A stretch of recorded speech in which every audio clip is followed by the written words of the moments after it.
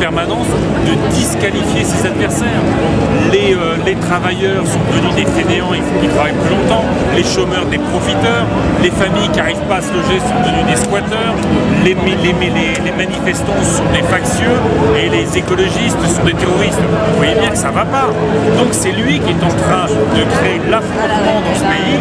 Il faut qu'il remette les pieds sur terre, et qu'il arrête ce projet qu'il est le seul à défendre aujourd'hui. Son gouvernement n'a jamais su le défendre, ses ministres n'ont jamais su le défendre, sa majorité à l'Assemblée n'était pas majoritaire.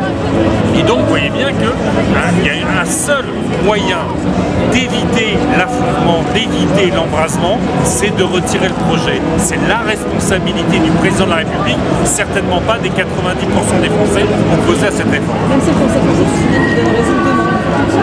Écoutez, on voit bien, c'est tout le... Vous savez, quand vous avez une dérive illibérale, c'est la question de la légalité qui s'impose sur la légitimité.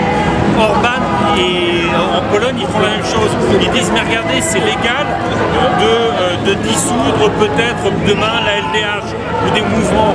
Non, quand vous jouez à ce point contre l'esprit de la Constitution, contre l'esprit des institutions, il écrase la démocratie sociale, il humilie la démocratie parlementaire. Ça ne peut pas être une façon de présider ou de gouverner, quelle que soit sa légalité.